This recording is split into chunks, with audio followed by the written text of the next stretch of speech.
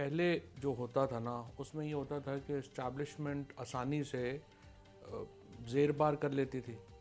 Deal ہو جاتی تھی، نواز شریف صاحب ہوں، پیپلز پارٹی باہر چلے جاتے تھے، کام ختم ہو جاتا تھا۔ اب عمران خان جو ہے وہ کسی یہ آؤٹ آف سلیبس آ گئے ہیں، ان کی سمجھ نہیں آ رہی کہ انہوں نے کرنا کیا ہے۔ 3 سال ہو گئے ہیں، پولیٹیکل آنسر عمران خان کا ہے نہیں، قد ان کا اتنا بڑا ہو گیا ہے کہ اڈیالہ جیل کے دروازے پہ لاتے ہوئے بھی حکومت خوف زدہ ہے کہ یہ پتہ نہیں کیا اسے سنبھال پائیں گے کہ نہیں سنبھال پائیں گے۔ یہاں اس وقت نہ اسٹیبلشمنٹ اس کے اوپر بھی پھنسی ہوئی ہے کہ ایک تو ان پاپولیرٹی بہت ہے اور پھر ڈالر بھی نہیں آ رہے،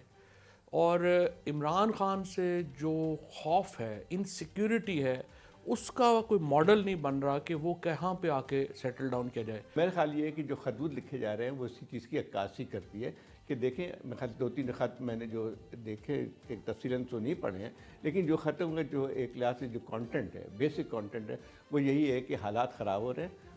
ان کو ہمیں طے کرنا چاہیے، کوئی سیاسی حل تلاش کرنا چاہیے، ورنہ اور خراب ہو جائیں گے حالات۔ تو میرے خیال یہ ایک سارٹ آف وارننگ ضرور ہے اس میں، لیکن اب وہی سوال پیدا ہوتا ہے کہ یہ وارننگ جو ہے وہ کس حد تک جائے گی، کیونکہ اس میں ایک اور نتیجہ بھی اخذ کیا جا سکتا ہے کہ اس کے ذریعے اگر آپ بار بار جو ہے صرف اسٹیبلشمنٹ کو یا آرمی کے